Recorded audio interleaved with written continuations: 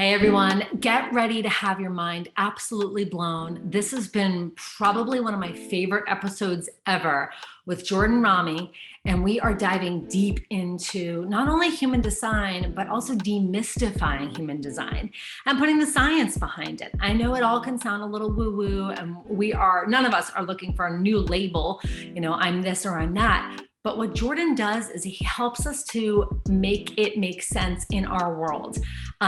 If I was a skeptic before, I am definitely totally a believer now. So sit back, relax, and enjoy. Listen to this episode. There are some great links that are going to be in the show notes that you're going to want to definitely click on and check out so that you can get a bit more information.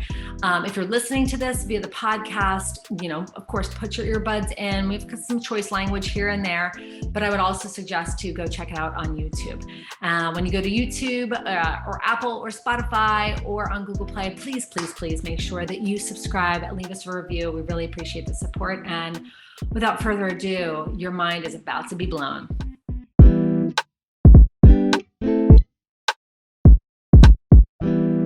All right, so let's talk about human design. I'm super pumped to talk to you about human design. Mm-hmm. And I've actually, to be fully transparent, I've been on the hunt to have someone on the podcast to talk about human design for a while. And so I asked and I asked and I asked and I asked. And every time, nearly every time, and then there's one outlier, but every time it was like Jordan. I was like, who is this Jordan? Let me find this Jordan. You happen to be in the same state as me, so this is even more magical. Yeah. I love it. Yeah. So if we get on the existential route of who is Jordan, we could be here a while. That's very, very deep and complex rabbit hole for sure. Right. But what is human design, and what brought you to human design as a point of interest for you? Totally. The perfect segue is one, I feel so seen and valued, and that is so indicative of my type, my specific design, is waiting for the invitation. And the invitation is twofold for me as a projector. It's, you're dope. We really want you to do this thing. We really want you to help out. So that's that feeling seen and valued. And then the second piece is the terms of the invitation. So without digressing, that feels really good for me. It feels amazing to be seen and invited to share my perspective. I'm a mega nerd. That's me. I'm an obsessive nerd. And I've learned it's an amazing superpower when we can direct that obsessive energy. That is relentless, stubborn, get out of my way, this is happening energy. And it's so beneficial when we need to complete projects or learn something. So human design showed up on my radar in 2018, where I was with a group of friends in this community called Archipelago in Denver. And it's very focused on social, spiritual, personal evolution. And somebody mentioned it. I was like, what is this? And they pull up my chart and they just start essentially channeling the system. And it's like, whoa, that feels true. Whoa, that feels accurate. Whoa, that's me. And they were specific differentiators. I remember reading horoscopes, and everybody's pragmatic. And it's like, okay, you've written this in such a vague language that there's something for everybody.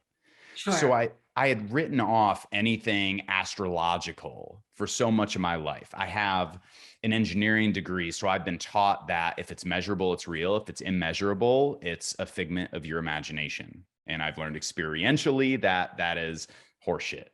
Completely.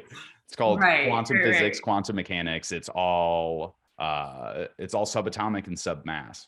So when this came on my radar, experientially, it was like, this feels really true. There feels like there's validity here. So if I ask myself the question, if this is true, how could it serve me? And that led me to living by my design and feeling so much more ease and efficiency. I just started to understand how to move through the worlds. Right. So that is ultimately how I see human design being applied in everyday life. It offers you a unique energetic blueprint. This is you. This is yours. This is your map. This is your manual. This physical fleshy avatar that you showed up to space-time with. This is the blueprint. This is the manual of how it works.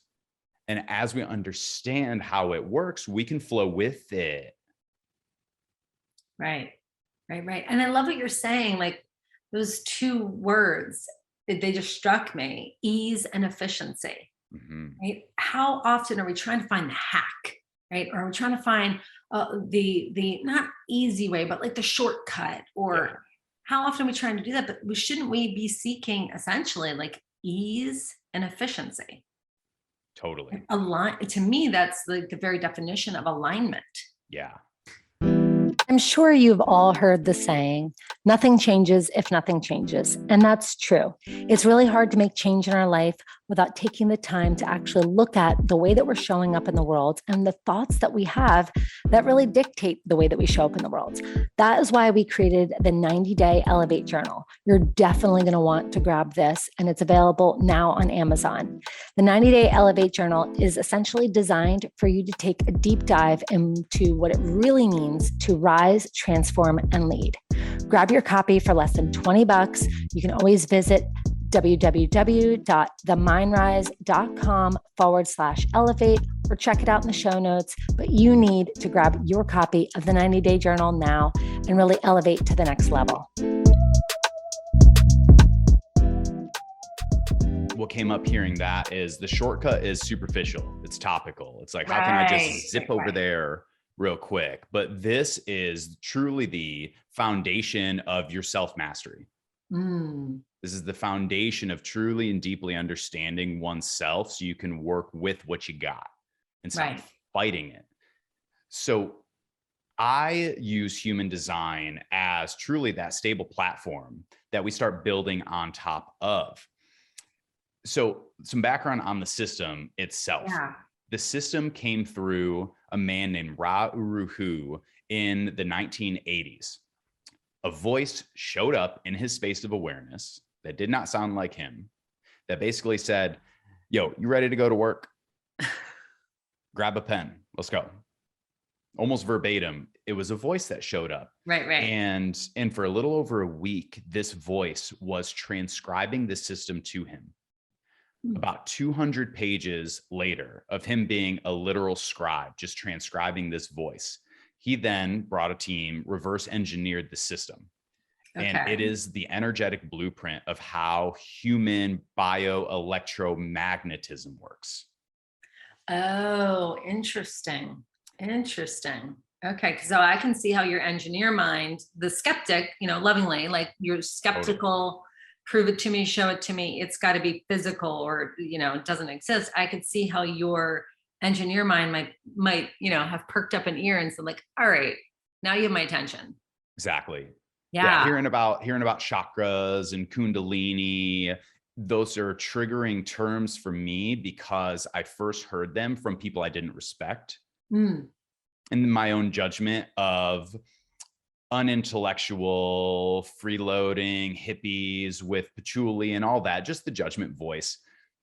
So anything associated with those topics, spirituality, meditation, consciousness, any of these terms, I had an icky feel from. Right. An instant bias. Sure. Exactly. So for me, it's really important to shift linguistically and use different terms. So instead of using chakras, call them centers or call them electromagnetic hotspots. Right. Because we so quickly turn off to hearing certain words and terminology. Absolutely. And one of the big sticking points for me, so I felt it. I was like, all right, there's something here. Let me dig in further. As I dug in further, I started to understand the physics and the science of how it works. So in short, we are in this universe, and at the fundamental level, we have leptons and strings and all this, the building blocks of matter. So ultimately we have protons, neutrons, electrons, which are about 4 magnitudes smaller. And then there's this little thing called a neutrino. So what a neutron is to a proton, a neutrino is to an electron. Got it. Roughly equivalent mass, about 4 magnitudes lower. It's about 10 to the negative 31. So these tiny, tiny, tiny little things barreling through the universe at all times. It has mass, which means it has information embedded into it. It's matter slash energy slash information barreling through the universe everywhere at all times. In different parts of our known universe, there are various qualitative energetic imprints. So when we think of Taurus energy, Gemini, Pisces energy, I can't speak to how they've gotten that flavor, but we have a general agreement that we move through different qualitative flavors of energy. Sure. So neutrinos embedded with Tauran energy passing through the sun and about 8 minutes later passing through the earth, imprinting Tauran solar energy here on earth. Right. That cross-section of neutrinos is responsible for your avatar's energetic activation and home base. Got it. That's what I look at when I'm interpreting somebody's chart. I'm looking at your energetic map. This is home base. Right. So I'm going to pause you there so that like everyone can wrap their head around what you're saying, because what I hear you saying is instead of going with the like, okay, chakras, but to understand that we have, and if I butcher the terminology, you let me know, but electromagnetic like force fields within our body. Mm-hmm. Right. Mm-hmm. So like for someone who's just hearing this for the first time, what does that mean? How might they be able to identify what they are or where they are, or even like why they are? Because we might say like, I put the magnet from the refrigerator on my stomach and nothing happens. Yeah. And they're like, I'm not magnetic there, Jordan. Yeah. You ever heard of an MRI before? No. MRI, magnetic resonance imaging. Oh, yes.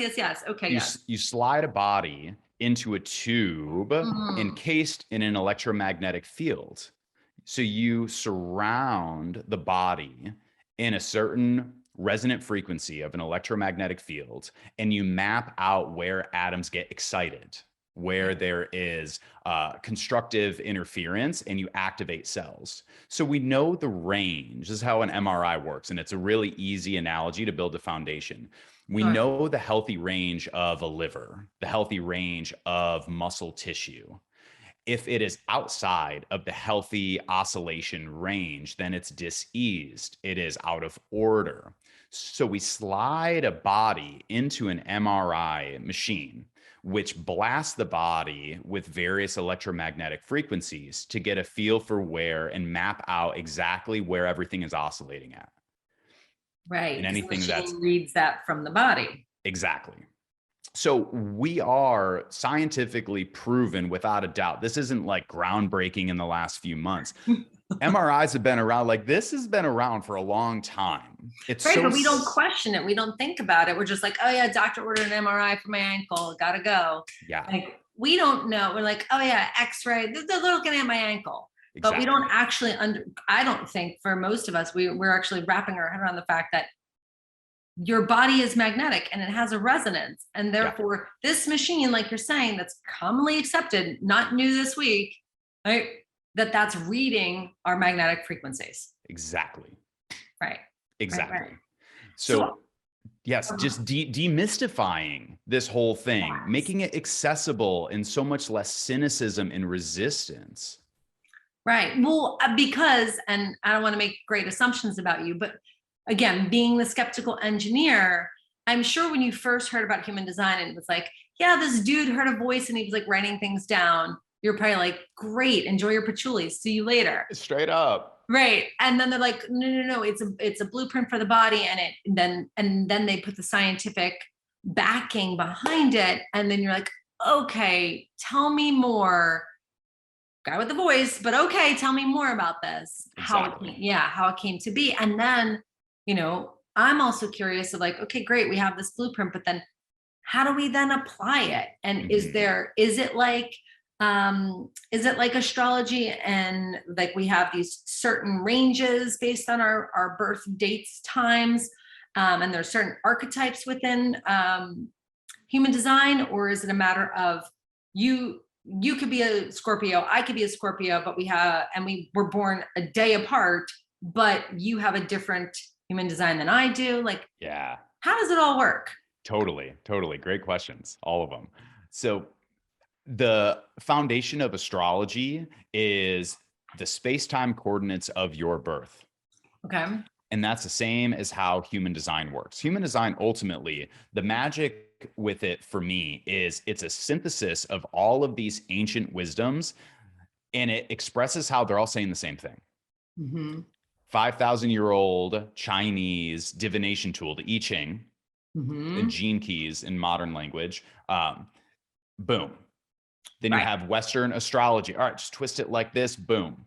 The Hindu chakra system that most of us know about, the Jewish Kabbalah, energetic plumbing is what I call it. So all of these disconnected societies and cultures had their own way of expressing the same fundamental truth, and human design overlaps them like those pieces of transparent paper when we were in school. Just lays them over Yes. the top of one another and projects it out. Like, this is how they're all saying the same thing. It's the same truth. Right. So that's where it feels really good for me, because it's not another dogmatic religion saying my God's right and your God's an idiot. It's like, no. It's all the same thing, just different names. Right. Matching all of those Eastern wisdoms with modern Western technology about genetics, about like MRIs, like I was just sharing with. So everything is in harmony. It is the center point that pulls together and synthesizes all of these seemingly disconnected ideas and cultures and areas of thought. And it's like, look, this is the truth of it all. Right. It's very mechanical. And this is why I love to study and teach it. It's a binary system. It is an amalgamation of zeros and ones. Okay. And that's a part of when I'm interpreting a chart, I am reading the story made up of individual zeros and ones. Oh, interesting. Okay. So the system is a binary. It is either open or defined. Right. It's either off or on. It's taking in or sending out. Got it. Everything's a binary. And when you stack the binaries on one another, you can write the Bible. You can write the longest text ever created with dots and dashes, with zeros and ones. So the foundation of human design is binary. That means it's masterable, it's understandable. Right. So when you're saying like some systems are open or some systems are closed, or what are we talking like, that my mind is open, but my throat is closed, or my stomach is open, but my solar plexus is closed? Exactly. Okay. And the way that I would shift it is open versus defined. So Okay. open means it's drawing in, it's taking in. We're a student of life through our open centers. Right. Spacious and sensitive. We're being influenced by and we're learning. Got it. Our definitions are fixed. This is what makes us uniquely us. And this is the signal we send out into the world. So we have this wildly complex soup of sending and receiving electromagnetic signals. Right now, you and I are energetically entangled. We're looking at each other, we're speaking, we're discussing. So our energy is dancing right now. Mm-hmm.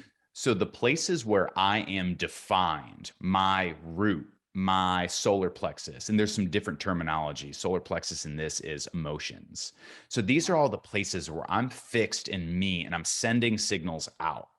And if you're open in the places that I'm defined, I'm sending and you're receiving these signals. So you're attuning to my energetic state.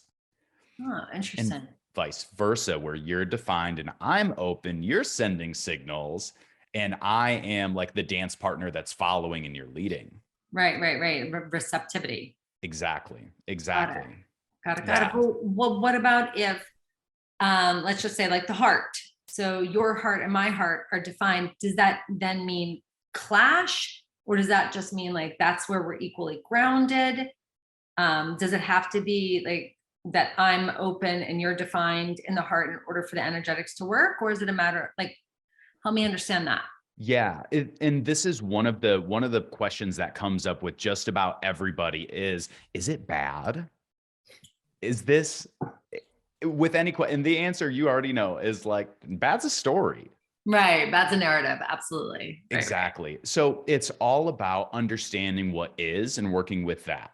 right. So if you have a defined heart and I have a defined heart, it's almost like we're contributing signal from this place. We're both contributing Right. together, so we don't have to have this push pull or you complete me kind of vibe. It's just understanding where we're dictating and influencing Got it. Okay. and where we're being influenced by. And that's one of the underpinnings of the system as we start to use it through the lens of self-mastery, Right. is understanding which of our centers. So there are 9 centers in the modern human design system. Okay. We tend to understand energy centers, chakras, as 7, because that's how it was way back in the Buddha days, 2,500 years ago. Human bioelectrical machinery, even though genetically we haven't really evolved, our magnetic field has complexified over time as we have grown intellectually, as we have brought in agriculture and we're not so survival intuition focused. Right. Right. We Right. become more community focused, and therefore our container, like that one animal that leaves its shell to go find a new one, our shell complexifies. Right. Right. Right. So it Our has hermit 9. crab shell. Right. Yeah, there you go. There you go. Yeah. So what we're really trying to do is we're trying to understand where we're sending signal and being influenced, where we're consistent, we're defined, where we are truly us. Mhm. And also understanding where we are meant to be influenced by what is around us. So the centers that are open, which means we're receiving signal, Right. each one has a not self theme.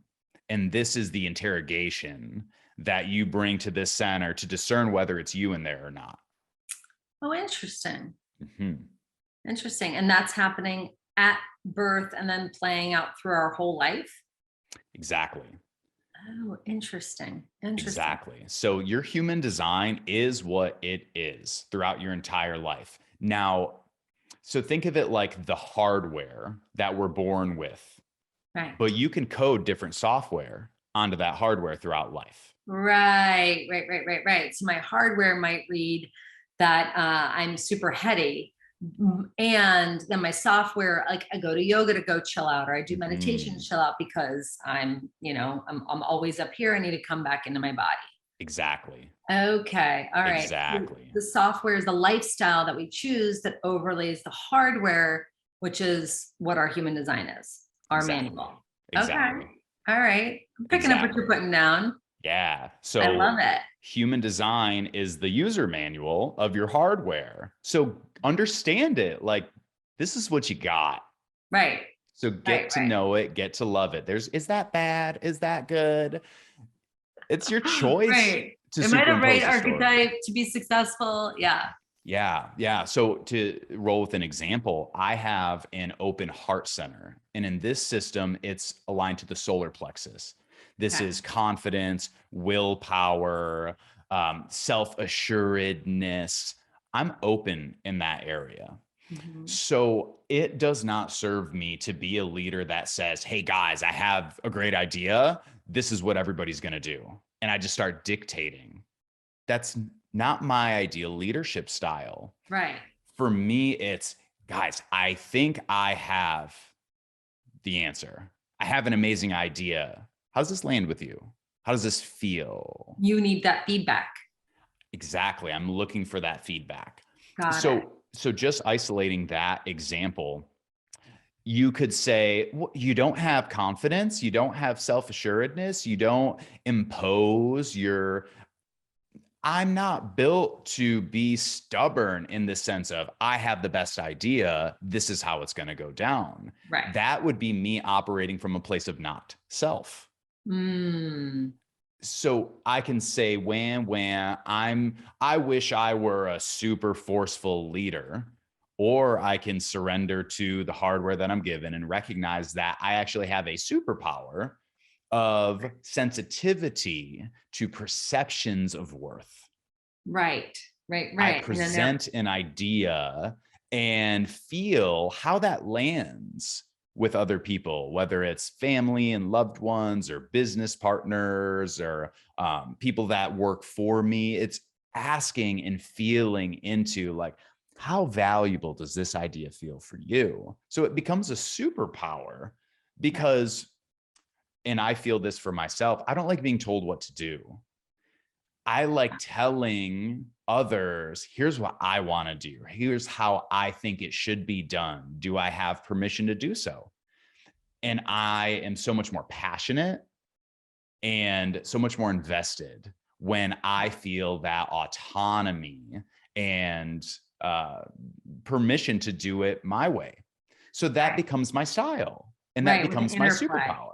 Yeah, the interplay of whoever you are having an exchange with, but doing so in a conscious and responsible way. And instead, like you said, not saying like, oh, I don't have confidence, but instead it's like, actually, like I am quite intuitive and I want to have that interplay so that it in many ways is a win-win rather than what you're going to dictate. Yeah. Because that's, so you give us an example in the concept of open. Can you give us another example in like a fixed? Yeah. So I have my emotional headquarters is fixed. Okay. The quote here is, there's no truth in the now as it pertains to your emotional state. The emotional headquarter in this system, it is an emotional wave. It's like a sine wave. It's up, it's down, it's everywhere in between. So my emotions tend to be my emotions. Yours can domino into mine and set mine off. But I feel a lot, and I feel really deeply, and they're my feelings. They're my feelings. So it's important for me to exercise patience with my emotional state so I don't act impulsively. I don't make decisions based on how I feel right now, where it's love at first sight with romance or a business idea, and you say yes at the peak of the emotional wave. And then you start to come down from the wave and you're like, well, why did I do this thing? You made a big impulsive decision. Right. So it's in my design to exercise a tremendous amount of patience with my emotions, especially with big decisions. So with that definition, my emotions are mine. I want to listen to them. They are informing me. On the other side, if somebody has open emotions, it's like eavesdrop on the conversation that's going on in there, but it ain't you. This is what's going on around you. Right. So we're students through our open centers. So listen to what's going on in there, study it, learn about it, master it, but don't absorb it and dupe yourself into believing that that's the truth of who you are. Right. That's a portal into understanding humanity and understanding yourself more deeply, but it's not really you in there. So got it. Yes. Got it. So Jordan, and I love how you use yourself as an example, right? It's who you're most attuned to. So if we were like wanting to be like, okay, sweet, how do I find out what mine are?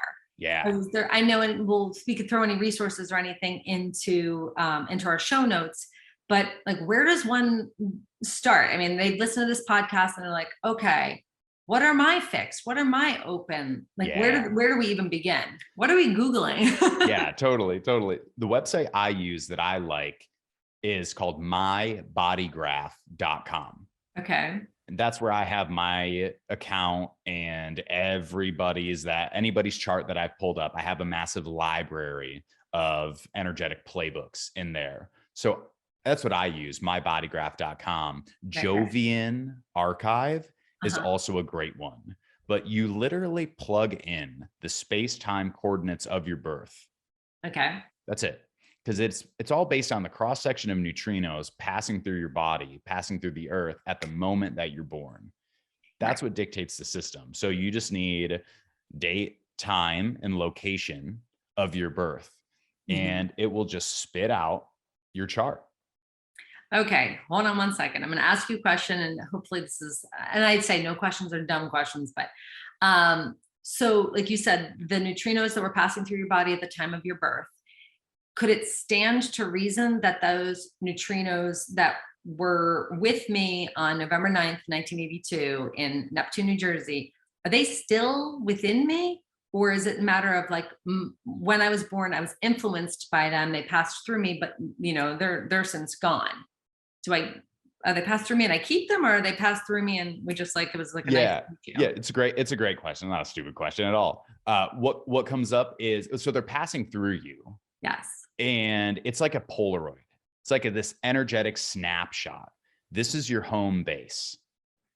Oh, this is your home base. So you're, and the way that I experience, this isn't how the system teaches it, but the way that I experience it is it's that first instant of consciousness, soul autonomy, differentiated from the mother. I become a sovereign thing in the world. That moment is home. Okay, now I'm going to throw another thing at you. So this is going to sound so left field, but since we're talking about it, like sea turtles are born on the beach and then they return to that beach to have their children. Like, will we say like animals are also influenced like that? Like, okay, here they are, they're born, that's home. It's like GPSed in them. They know, because knowing, like anybody I've talked to, lay people, of course, but I'm like, do you guys know about the sea turtles? And like, they're, they come back and everyone's like, oh yeah, they do that. I'm like, yeah, but how? How do they do that? Are animals also influenced? Or did I just go totally left field on you? So what comes up is, I think that these are separate points, both valid though, both valid. So animals have their own designs. Everything has a root center. Every literal plants, we call them roots, Right. So plants have a root and a sacral. Animals, all mammals have a root, a sacral, a spleen, the splenic survival intuition. So humans have the most complex design because we're the most complex energetically, intellectually. But everything has its own design, and it's really cool. I have the big dictionary, like the OG book, and it shows you like, here's what a dog design looks like. Here's what a tree design looks like. Oh, cool. So all life has its own electromagnetic hotspot because it's hardware. It's all just hardware, biological hardware. Separate from that, what I believe is at play, and I'm not an expert on sea turtles, so like, do not quote me on this one. What I think is at play is that they are using Earth's electromagnetic field. It's the same way that birds move around. Is birds have a feeling? You ever just feel? You just have a feeling. Right. Oh, I feel like something is off. I feel pushed away, repelled. I feel drawn towards. That seems to be driven by magnetism. It seems to be this electromagnetic feeling where electricity and magnets are interchangeable, just like matter and energy are interchangeable. Same, but different. Right. Yeah. So with sea turtles, I feel that it's like with a lot of migratory animals that they have this magnetic compass that steers them around, and they know where they need to go and when. But the underlying principle that I get super excited about is, it seems like collectively we totally underestimate the power of magnetism. Right. The Earth is powerful than gravity. Yes, it's, we see gravity. If I drop something and it breaks, gravity, but we disregard magnetism. And the recognition is that, like, the Earth's electromagnetic field, or Earth's magnetic field, is what keeps out all of the killer radiation from the sun. And like, oh, we know this and we gloss over it a little bit, but Earth's magnetic field is responsible for why we're able to have life. Our personal magnetic fields interact with Earth's magnetic fields, interact with each other's magnetic fields. So overlapping magnetic fields are constantly exchanging energy. Right. And energy is information. So we're Yes. constantly sending and receiving and informing and influencing and being influenced by everything that's around us. And one of the big things I've learned through really studying this system is really understanding how important environment is. Okay. How, Talk to me about that. especially in our open centers where we are drawing in information and energy. So, say that I have an open emotional and self-worth center. And I grew up in a household where dad is a demeaning, abusive, alcoholic piece of shit. Right. The signal that's being drawn into the emotional center, you're just like a sponge absorbing anger, resentment, and frustration. And you're being told you ain't shit and you'll never be shit, just like your mom. And this isn't my story. I'll maybe a little bit like my story, but we're sponges. Right. Humans are just natural empaths, and particularly our open centers are taking in signal. So if you're taking in a low frequency or a toxic flavor qualitatively in your open center, it begins to get imprinted. Right. And without awareness of what's happening, we're full of this feeling that was never ours. Got it. Okay. And Yes. That's we not, start to yeah. we start to It's ask these French. questions. Yeah. And Yeah. this is where we have to unfuck ourselves. We have to deprogram Right. ourselves throughout our life. Right. Right. So let me ask you this. When you refer to the impact of environment, essentially, which one would say that that's software contributing to our hardware, Mhm, right? mhm. Are you talking specifically about the environment that we are exposed to from relationships, from family of origin, from our coworkers or whatnot? Or, or are you also referring to like the environment of where you live? I mean, for me, I know that, I grew up about an hour south of New York City, and the city was always like so sexy, so alluring. But every time I would come out of the city, I'd be wiped out. It's just Uh-huh. being in big cities for more than a day or two, just it drains me. So I'm just curious, Yeah. when you refer to environment, is it just relationships in that, ecosystem environment, or is it also like our physical environment? It's everything. Okay.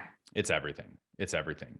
And so as Dr. Joe Dispenza would talk about it, it's like consciousness is a flashlight. And Mhm. whatever we point the flashlight of consciousness at, we bring to life. True. True. So, whatever is in our environment, as soon as we place awareness upon it, it becomes active in our space of awareness. We're experiencing it. Mhm. So, we're constantly being informed by what's around us in ways that we can't fathom to understand, in ways that are so below the level of the conscious mind. It's not just I'm looking at this cool piece of art that Donnie Savage, our buddy from Fit for Service, he's got this spinning Oh, head thing. cool.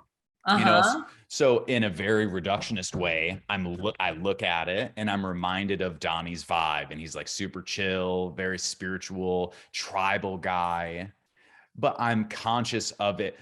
Underneath all of this, we're being bombarded with neutrinos. We're being bombarded with magnetism. There are 5G towers going up all over the place that's blasting us with super high energy radiation frequency.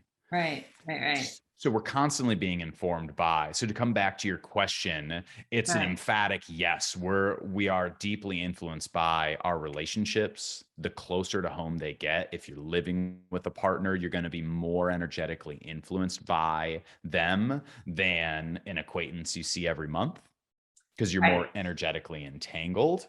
Right. But even just the anything in your space is sending and receiving information along with you. So it's so important to have spaces around us that reinforce certain mindsets, reinforce certain behaviors, certain feelings. It's it's constantly, we're information trading machines. Right. And that's really underneath this system, is it reveals, yes, we're sovereign. Yes, we're powerful. We're Right. also constantly sending and receiving. And yeah, we're constantly in this energetic informational exchange with what's around us. So best understand what you got, what you're working with, so Right. it doesn't simply get the best of you unconsciously. Right. So, in the spirit of talking about relationships, and you said, on your account, you have all the charts that you've done in there. So, in essence, like you have all these playbooks. So, would you say that in interpersonal dynamics, that for you to understand the playbook of your children helps you to not only better understand them, but as a parent, match them or meet them where they're at? We could say this Yeah. for employees. Like, does that track? Oh yeah. Oh yeah. Oh yeah. It's great. It's a great question, because this is how to implement it in life. It's not just what is it and how does it work? Yeah. It's how can this help me live a better life? Mm. My partner is a generator with open, receptive emotions, Oh, and yours are fixed. and mine are fixed. So if it's an opportunity for me to look at where I'm in the lead emotionally, because I dictate a lot of the emotional state. Right. So she's a generator, and with her 3 kids, she has generator, projector, generator. So the way that I interact with the kids is a lot different based on how they're built. So oldest and youngest are generators, and they often just need to be seen, need something to do. They need an outlet. Right. That's even where managers go. Da-da-da-da, da-da-da-da, da-da-da-da, da-da-da-da. They need something to do. Right. Whereas the projector, which is my type, Hmm. who's also the middle child, who can tend to get lost in, the transition of the oldest is pioneering and the youngest needs the most help. So he's the middle and he's the projector. And Right. what he needs is more alone time than the others, and Right. more one-on-one attention. Right. Right. Yeah. No, that would make sense, because it would sound like he would need to both plug in, but in a conscious way, and then also like recharge his own batteries and Mhm. have that alone time as well. Yep. Interesting. Yeah. So when the kids are in a funk, they have different needs. And I'm very cautious about reducing people strictly to their design, because I went through a period where I, as the obsessive nerd that I am, I saw the world through design. I was speaking it, breathing it. It's a language that I'm dreaming in. Right. And being cautious not to reduce somebody just to their design, but rather using it as this incredibly powerful tool to deeply understand aspects of us that we might not know about ourselves consciously. Right.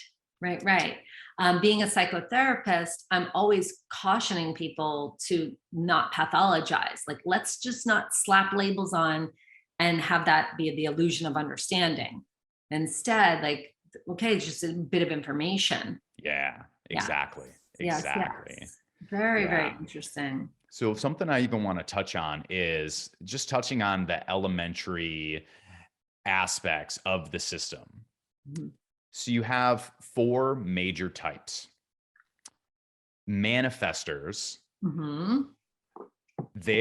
so each type has its associated strategy. This is how to engage with the outer world. As you engage in line with your design, you experience your signature.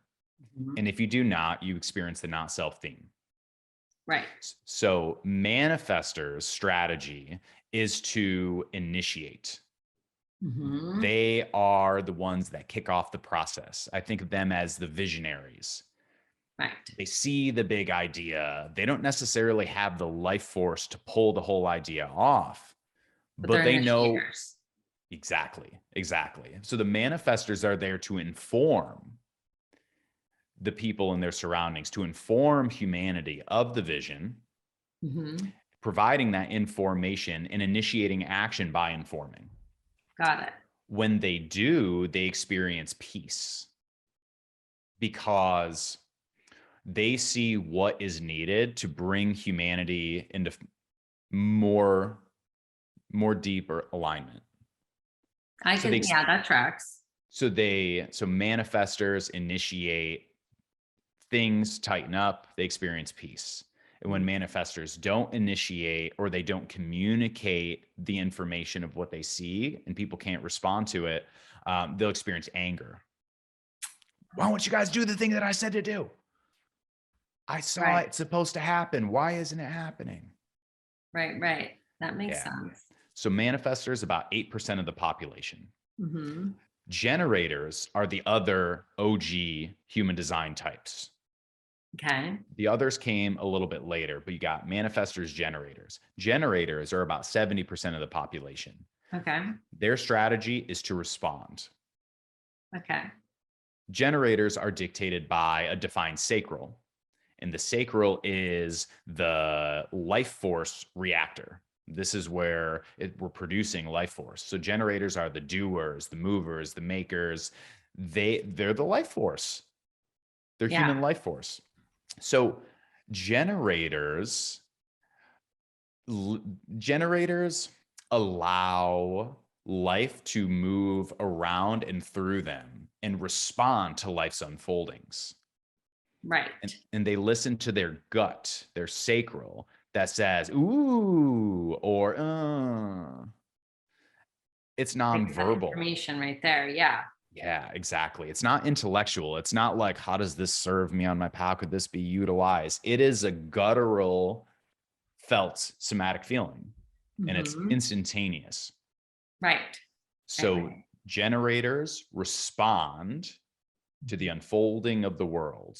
When they respond yes to yeses and nos to nos, they'll experience satisfaction. Basically, I'm doing what I love to do and it feels so good. I have so much energy. I have to deplete it. I have to invest it in something. And in this thing, it's so worthwhile. I feel so satisfied. Right. And when they do not, they'll experience frustration. And it's either they're stuck with energy that they need to use, but they don't know how. Right.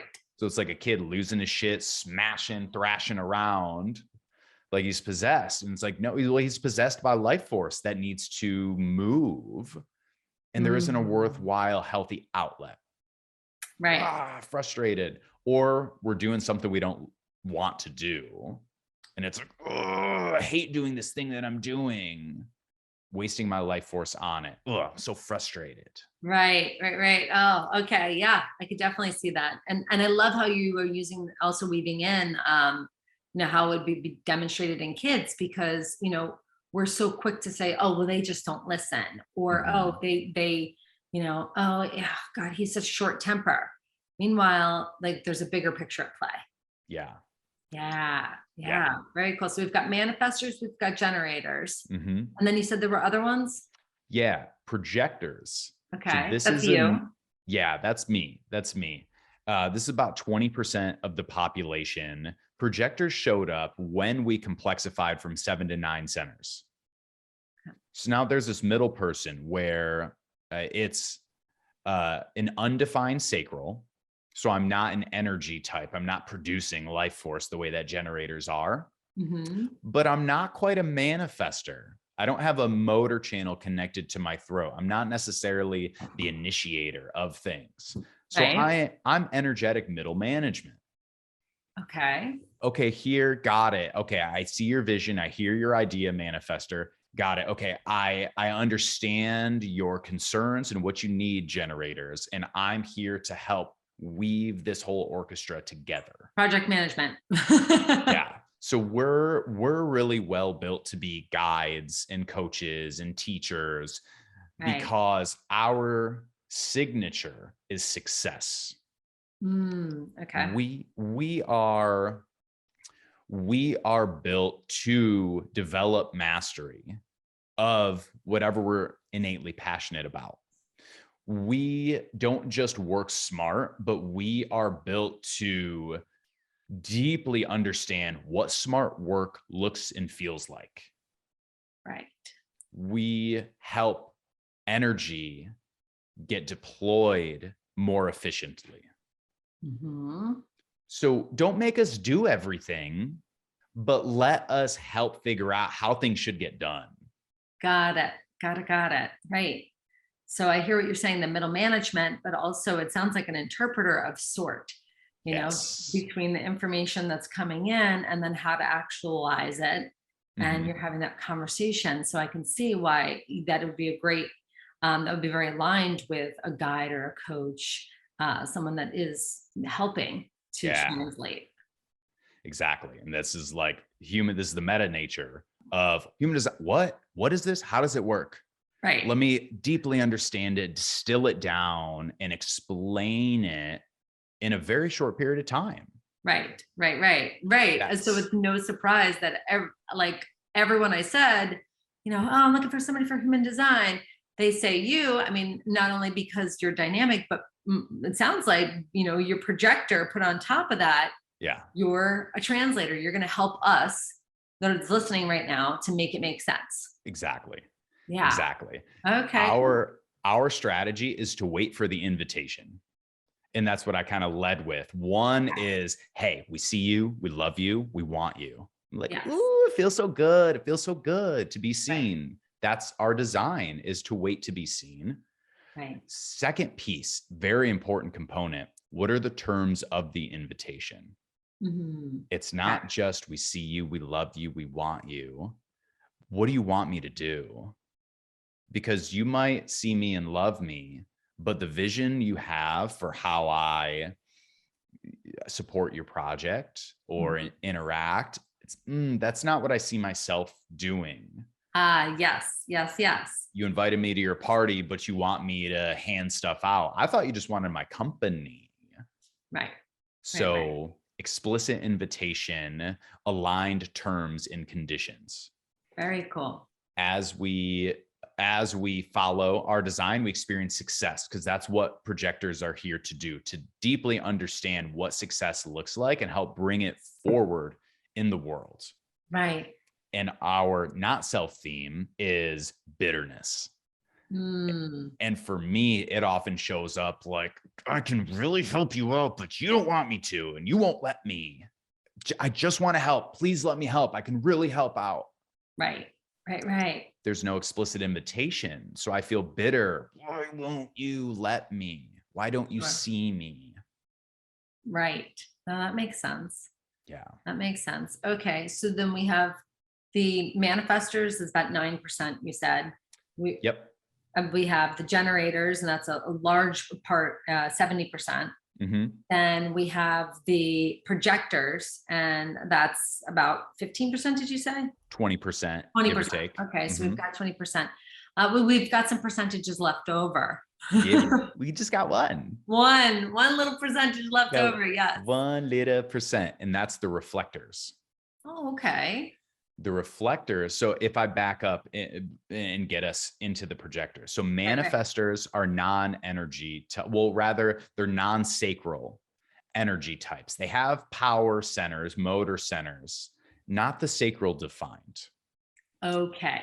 So these, right, the initiators, the generators have the defined sacral. They respond to the information and initiation. Those are the two OG energetic dances. Yeah, they're dancing with each other. Yeah, exactly. And projector shows up on the scene. Yeah, projector shows up in the 1780s like, yo, humanity just found Uranus. We're figuring out that we don't know shit. Things are getting pretty wild. Like, we need an electromagnetic makeup that can contain more information, that can contain more complex information. One of the things too about generators is that they're often split into pure generators and manifesting generators. Okay. So a lot of people, so I'm like a hybrid. No, you are a generator. Manifesting generators are generators. They have an additional capacity for manifestation. They have a power center connected to their throat. Got it. So the way I say it is, generators respond. Manifesting generators, they have an initial response.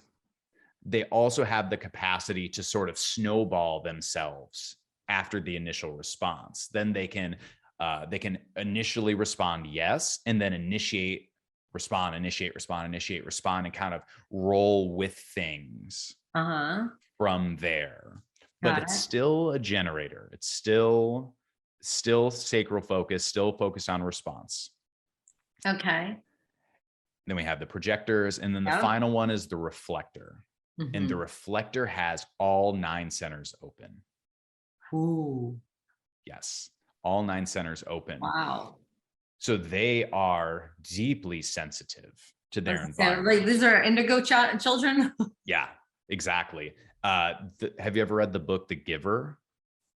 No, but I've heard of it. Now that you're saying Yeah. it, like my brain's like, oh, there's familiarity. Yeah. Yeah. So the idea of The Giver is that it's this futuristic society where humanity's memory has been wiped from the atrocities that we've committed against ourselves.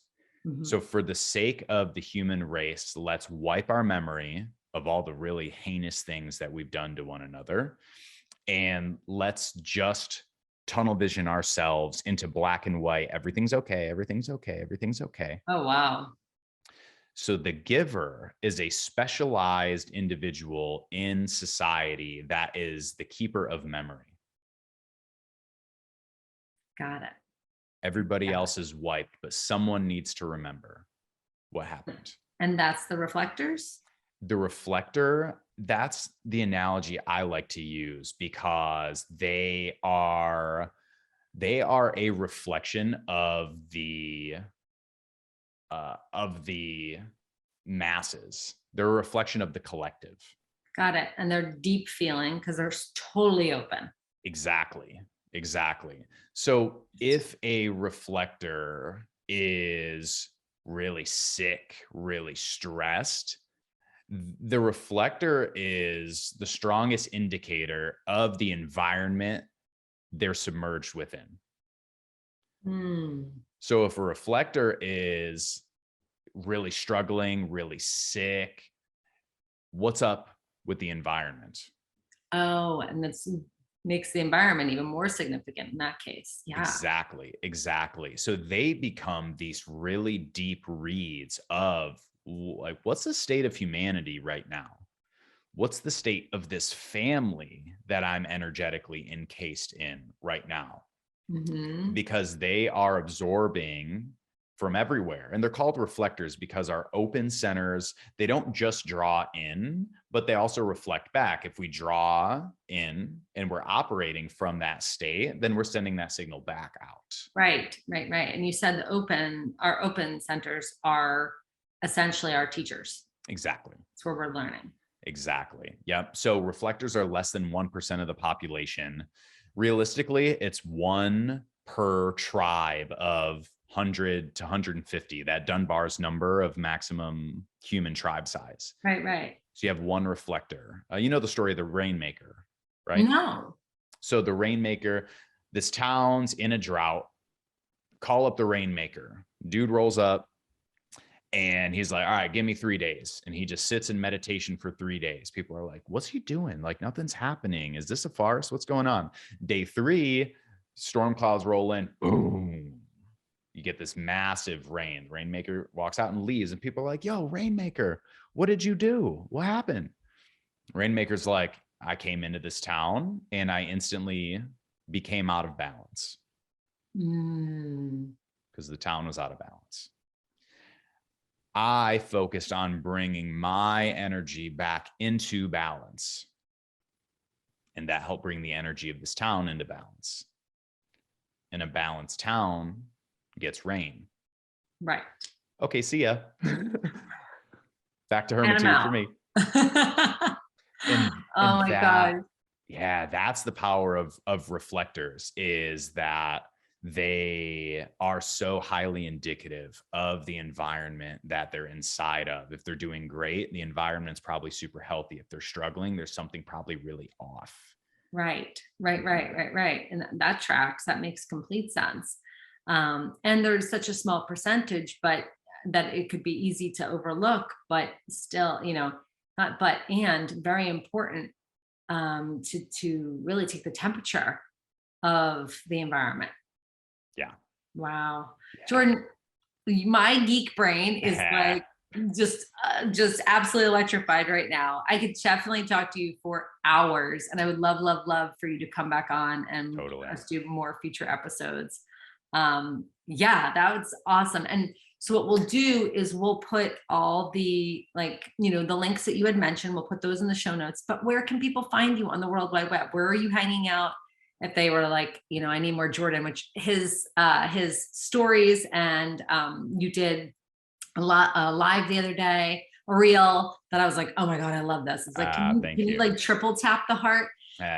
So, but tell everybody where you're hanging out so they can get more Jordan love. Totally. So Instagram at Jordan Rahme, Rahme. I've been doing a lot of reels lately and not overthinking, just like, what's up with me? What's present with me? I'm very authentic. That's what I bring to the table. I don't front, I don't play games and try to manipulate. I just show up with what's real. So I ain't gonna lie to you. So that's been a lot of my content lately is what's real. Because if it's real within me, it's got to be real within either everybody or a shit ton of other people. So that's the projector. That's the projector. So Instagram is a great way, jordanrahme.com. I have one-on-one coaching. So I help people kind of find their voice and find their purpose, especially accomplished professionals. I have my degree like up on the wall behind me, but I wasn't happy. So helping people figure out, like, where are you a fucking badass and how do you want to show up to the world? I do human design readings through my website, and I'm launching a new podcast soon as well. So I'm really excited about that, to just nerd out with other nerds. Oh, it's my favorite. I will happily be a nerd with you. Oh my gosh, Jordan, thank you for being on with us today. And definitely for everybody who's listening, go check out Jordan. Definitely follow him on Instagram. And I can't wait to hear from you guys what your human design is. So thank you guys.